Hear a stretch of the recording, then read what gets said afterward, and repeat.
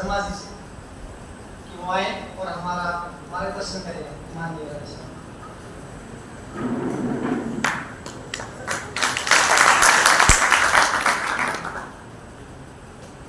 हो सरस्वती चंद पीयूष पूरावघा विमल प्रज्ञा साहित्य रस माधुरी मधुरता विद्वत्तल्लका।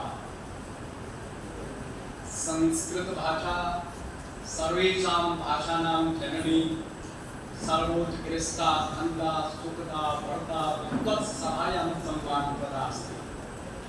एषा भाषा अद्यापि जीविता न तु मृता। सभी गांव से भी आकर के यहाँ पर गणमान्य व्यक्ति बैठे हैं। सर्वप्रथम आपको सुस्ती ना रहे, आपका आपकी ही तालियों से जोरदार अभिनंदन स्वागत।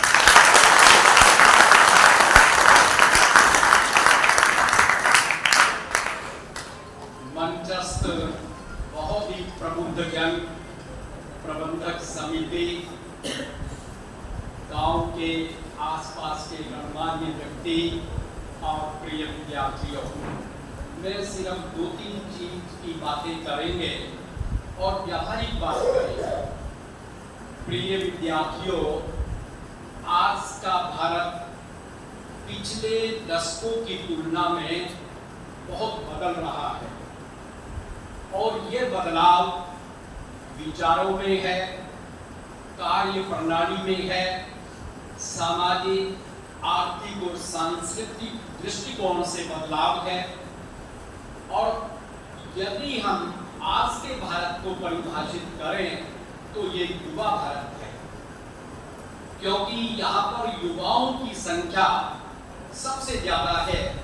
भारत एक ऐसा देश है जिसमें 70% युवा है, जिनमें आज इस युवा भारत में अनेक चुनौतियां आपके सामने हैं। लेकिन जो सबसे बड़ी चुनौती है, मैं शिक्षाविद के नाते मानता हूं, वो है गुणवत्ता परक शिक्षा, रोजगार, क्वालिटी एजुकेशन और एम्प्लॉयमेंट।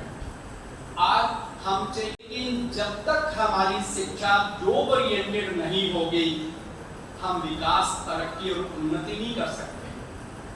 प्रिय विद्यार्थियों, सबसे पहले तो मैं आपसे निवेदन करूंगा कि आप संस्कृत का विद्यार्थी होने पर गर्व महसूस करें। मैं आपके सामने उदाहरण हूं। मैं गुरुकुल से, पाठशाला से नहीं पढ़ा। बीए में संस्कृत था, विश्वविद्यालय टॉप किया और आपके सामने बतला रहा हूं जो सबसे कठिन विषय है, पाणिनि की अष्टाध्यायी है, एक क्रिटिकल स्टडी ऑन पाणिनि, मैंने उस पर रिसर्च की है। और वास्तव में विश्वविद्यालय में टॉप की संख्या में रहते थे। ये क्या कारण था, आपको मैं वो बातें बतला रहा हूं कि बेटे, सबसे पहले तो आप अपनी शक्ति को पहचानें, यानी आपकी स्ट्रेंथ क्या है, आपके अंदर क्या जज्बा है, आप क्या करना चाहते हैं, आपका लक्ष्य क्या है। आप सपने बहुत ऊंचे देखें और फिर आपकी वीकनेसेस क्या है, आपके अंदर कमियां क्या हैं, उन कमियों को हम दूर कैसे कर सकते हैं। तीसरा, आपके सामने अवसर क्या है। जैसे ये महाविद्यालय है, बहुत ही पंडित ऋषिकांत जी, प्राचार्य बहुत प्रबुद्ध है, अध्यापक बहुत प्रबुद्ध है, आपके साथ लगे हुए हैं। आपको जो अवसर मिल रहे हैं, उन अवसरों का लाभ उठाएं। और चौथा जो है, आपके सामने चैलेंज क्या है, चुनौतियां क्या हैं।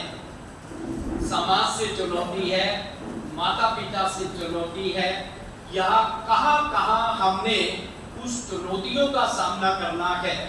तो इस बात को लेकर के हम अगर आगे बढ़ेंगे, स्ट्रेंथ को, वीकनेस को, अपॉर्चुनिटी को, चैलेंज को, तो आपको उन्नति के लिए कोई रोक नहीं सकता। रही बात संस्कृत की, बेटे वास्तव में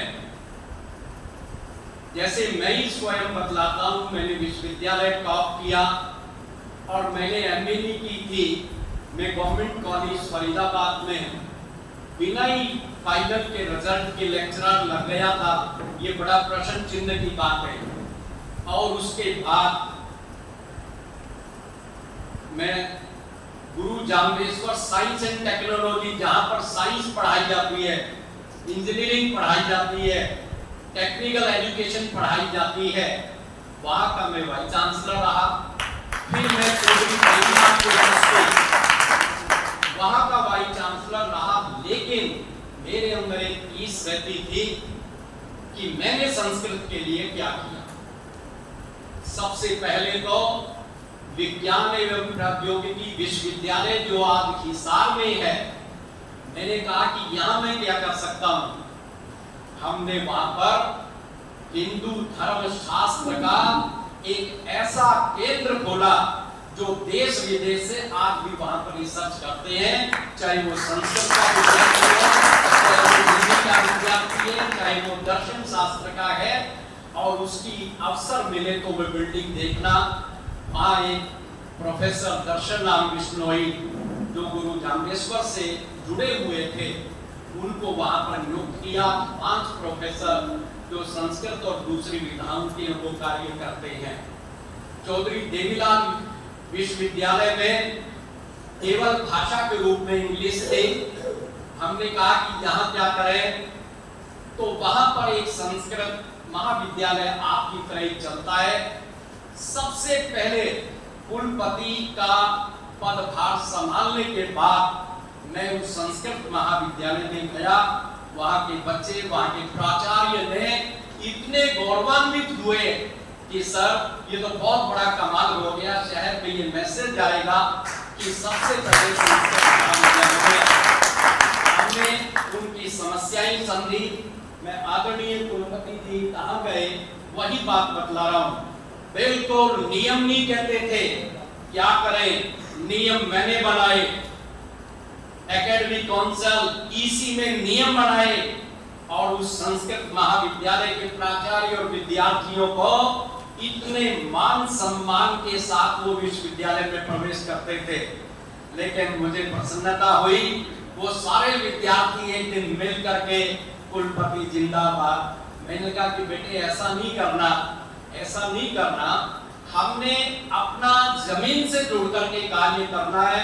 उसके बाद मेरा समय भी 8 महीने रहा था, लेकिन एक एक दिन का उपयोग करता था। बेटे मैं आपको बतलाता हूं, हमने आज सबसे बढ़िया संस्कृत डिपार्टमेंट जो है वो चौधरी देवीलाल यूनिवर्सिटी सिरसा का है, संस्कृत डिपार्टमेंट। सिलेबस तैयार किया, ऐसे नहीं कि मैंने बना दिया। दिल्ली यूनिवर्सिटी, जेएनयू के झा साहब, दिल्ली विश्वविद्यालय से पंजाब पटियाला विश्वविद्यालय के कंप्यूटर के हेड, पंजाब विश्वविद्यालय से टेक्नोलॉजी के हेड, सबको एक डॉक्टर अंबा प्रसाद जी हैं इलाहाबाद यूनिवर्सिटी में, वहां पर इंडियन एंड फॉरेन लैंग्वेजेस विश्वविद्यालय है, मैं वहां पर गया था। उनको बुला करके बच्चों से लेक्चर करवाए, शहर के लोगों से करवाए और उसके बाद पाठ्यक्रम तैयार किया। और आज मैं इस मन से कह रहा हूं, अगर वहां से 30 विद्यार्थी एमए करके निकलते हैं तो रोजगार 30 नहीं 31 को मिलता है। पाठ्यक्रम बना दिया, वहां का विद्यार्थी से कंप्यूटर की बात है, लैंग्वेज की बात है, हिंदी बोलना है तो शुद्ध, संस्कृत बोलना है, ऐसे पाठ्यक्रम तैयार किया। इंग्लिश, अगर वह इंग्लिश डिपार्टमेंट के विद्यार्थी से सबसे ज्यादा बढ़िया इंग्लिश जो बोलता है वो संस्कृत डिपार्टमेंट का विद्यार्थी बोलता है। तो प्रिय विद्यार्थियों, मैं इसलिए बतला रहा हूं, आपके अंदर कोई कमी नहीं है। आप सबसे पहले तो ये महसूस करें कि मैंने एक ऐसा विषय पकड़ा है। मैं शुरू में इसलिए संस्कृत में बोला था कि संस्कृत भाषा सर्वेषां भाषाणां जननी, सब भाषाओं की जननी है। तो डर किस बात का है? आपके पास तो खजाना है। तो प्रिय विद्यार्थियों, आप लक्ष्य निर्धारित करें, लक्ष्य निर्धारित करके अपने सपने ऊंचे देखें। वास्तव में कई बार टीचर बहुत अच्छे मिलते हैं। इस महाविद्यालय से मैं 20 वर्ष नहीं 30 वर्षों से जुड़ा हुआ हूं। यहाँ पर बहुत अच्छे प्राचार्य और टीचर रहे हैं, लेकिन आप जब सपने ऊंचे देखेंगे, टीचर सिखाता था, हम भी बैठ करके देखते थे कि हमें प्रिंसिपल बने, वाइस चांसलर बने। मैं बड़ी छोटी उम्र में हरियाणा गवर्नमेंट में सबसे छोटी उम्र का डायरेक्ट से जो प्रिंसिपल गवर्नमेंट ने लगाया तो मैं ही था। मैं आपको इसलिए बता रहा हूं, आपके अंदर सामर्थ्य की कमी नहीं। गवर्नमेंट ने नियम बनाए कि महाविद्यालय फर्स्ट आए और प्रिंसिपल फर्स्ट आए। वास्तव में मैं बतलाता हूं, मैं 20 साल प्रिंसिपल रहा। कोई प्रिंसिपल इतना लंबा नहीं रहता गवर्नमेंट कॉलेज में। छोटी उम्र में आई, मुझे तो ग्रेड भी नहीं मिला था प्रॉपर वे से।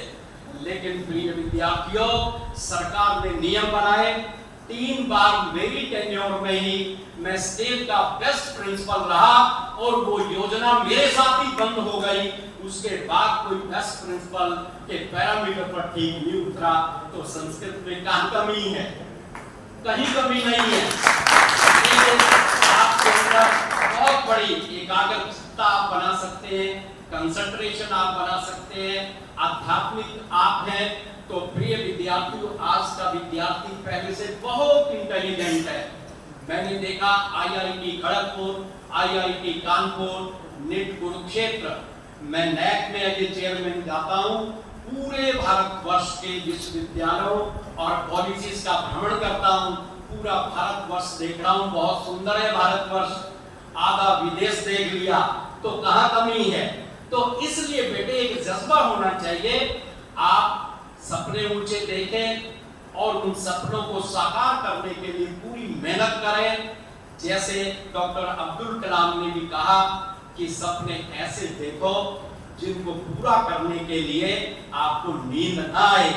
जब तक वो सपने पूरे नहीं होते, स्वामी विवेकानंद जी कहते हैं, उत्तिष्ठ जागृत निबोधक, उठो जागो, लक्ष्य प्राप्ति तक रुकना नहीं है।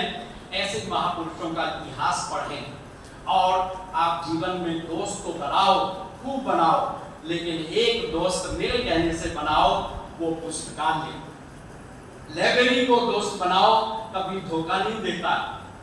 आप वहां पर अपने साहित्य पढ़े, महापुरुषों को पढ़े।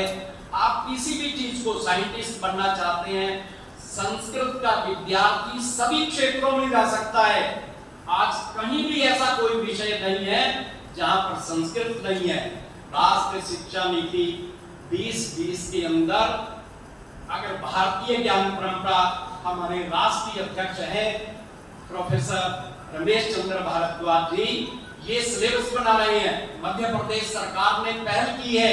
अगर वहां भारतीय ज्ञान परंपरा में हमारे ही तो शास्त्र हैं, वहां पर कौटिल्य अर्थशास्त्र है, वैदिक गणित की बात है तो लगा हुआ चित्र रामानुजम का है, प्रफुल्ल चंद्र की हिंदू केमिस्ट्री है, तो वहां पर हमारे ग्रंथों से ही सहारा लेकर के पूरे राष्ट्र को हम एक देन दे रहे हैं। आज IIT खड़गपुर में भी नैतिक मूल्यों की एक पुस्तक पढ़ाई जाती है। कोई भी IIT, कोई भी विद्यार्थी आत्महत्या नहीं कर सकता अगर वो नैतिक और एथिक्स के साथ, वैल्यूज अगर कहीं किसी भाषा में है तो मेरी भाषा में है, संस्कृत भाषा में है, तो हमें संस्कृत गौरवान्वित होना चाहिए। और प्रिय विद्यार्थियों, समय का बड़ा महत्व है। मैं भी समय का महत्व समझ रहा हूं। आपका धन नष्ट हो जाए, पुण्य प्राप्त हो सकता है। आपकी विद्या नष्ट हो जाए, अभ्यास से पुण्य प्राप्त कर सकते हैं। आपका स्वास्थ्य नष्ट हो जाए, अच्छी चिकित्सा से प्राप्त कर सकते हैं। लेकिन समय बीत गया, वो सदैव के लिए बीत गया, समय कभी लौट करके नहीं आता। तो समय को समझो, समय ये जीवन लौट करके नहीं आएगा। और मैं मन से कहता हूं, जैसे इन्होंने कहा, हमारे संस्कृत के ही विद्यार्थी जो आगे बढ़ते हैं इस मन से कह रहा हूं, as a principal, as a vice chancellor, 100% नहीं, 101% ईमानदार व्यक्ति हूं। एजुकेशन में, संस्कृत के विद्यार्थी के लिए कोई कसर नहीं छोड़ता। मैं बार बार 101 शब्द बोलता था। भगवान ने इतनी कृपा की, मेरा जैसे इसने शिव तांडव बोला, मेरी बेटी, बेटा, मैं स्वयं शिव तांडव बोलते हैं। और शिव तांडव में इतनी शक्ति है, भारतीय सिविल सर्विसेज बेटा IAS में आया और उसका रैंक 101 ही है। आध्यात्मिक शक्ति सबसे बड़ी शक्ति है, इस शक्ति के बराबर कोई शक्ति नहीं है। मैं शिव तांडव 7वीं से बोलता था और मैं कहता हूँ शिव तांडव का ही कमाल है, प्रिंसिपल बने, वाइस चांसलर बने और सपने एक टीचर में देखने सिखाए।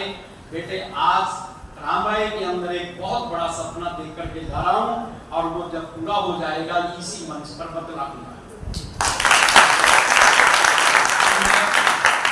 कुलपति महोदय से निवेदन करूंगा कि कुलपति महोदय, आपसे केवल रामराय को नहीं, आपने हरियाणा का गुणगान किया, वेद शास्त्र, धर्म शास्त्र, ग्रंथों, पुराण की यह भूमि है, लेकिन इस भूमि पर, इस कर्म भूमि पर हमारे विद्वान जागृत हों, लेकिन ये तभी होंगे, ये कसक है।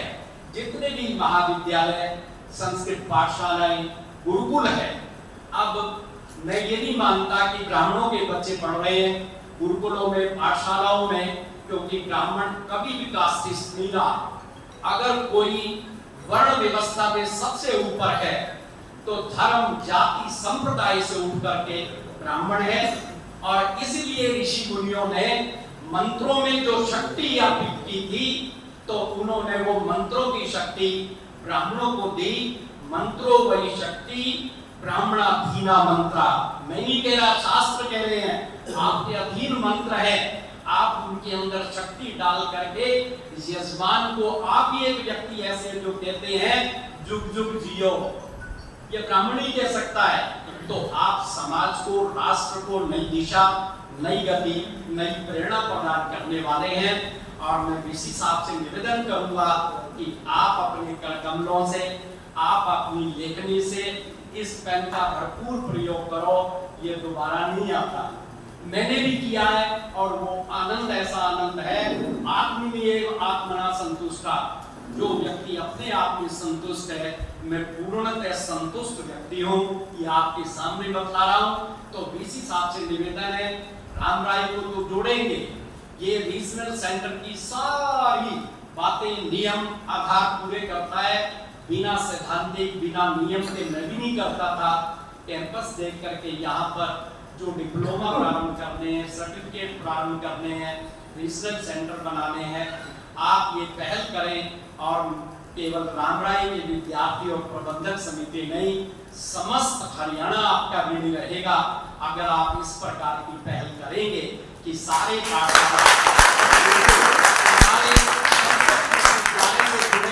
क्योंकि सरकार ने बहुत अच्छी कल्पना करके संस्कृत विश्वविद्यालय बनाया, लेकिन मैं बड़े दुख के साथ कह रहा हूँ कि कुरुक्षेत्र विश्वविद्यालय 1956 में बना था, संस्कृत विश्वविद्यालय था, बड़े गौरव की बात थी। और वहां पर ऐसे विद्वान थे जिनसे मैं भी पढ़ा हूं, डॉक्टर कपिल देव शास्त्री वेद और व्याकरण के अकाट्य विद्वान थे, जो पूरे देश विदेश में जब वो चलते थे धरती हिलती थी। गोपिका मोहन भट्टाचार्य जी थे बंगाल के, वास्तव में उनको देखने के लिए विश्वविद्यालय आता था कि आओ भट्टाचार्य जी के दर्शन करेंगे। ये क्यों?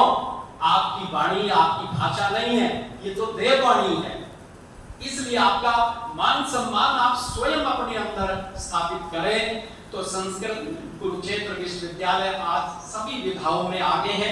मैं ये नहीं कहता कि संस्कृत विश्वविद्यालय रहे, लेकिन महर्षि वाल्मीकि विश्वविद्यालय की जो कल्पना की गई है, ये संस्कृत के प्रचार प्रसार, उन्नति, तरक्की, युवाओं को रोजगार देना, युवाओं को अच्छी शिक्षा प्रदान करना, उसके लक्ष्य को निर्धारित करके ये विश्वविद्यालय की कामना की गई है। और इन कुलपति महोदय वास्तव में बहुत ही अद्भुत है और ये जो चाहते हैं, बोलते कम हैं करते ज्यादा हैं। तो मैं पुनः निवेदन करता हूँ मौन भाव से कि आप इस महाविद्यालय के लिए और संस्कृत के महाविद्यालयों के लिए, गुरुकुलों के लिए कोई कसर नहीं छोड़ेंगे। और इस पंडाल में सभासद में जितने भी विद्यार्थी बैठे हैं, पूरे रामराय में मैं वीसी साहब के लिए कहता हूँ इतनी जोर से तालियां बजाओ कि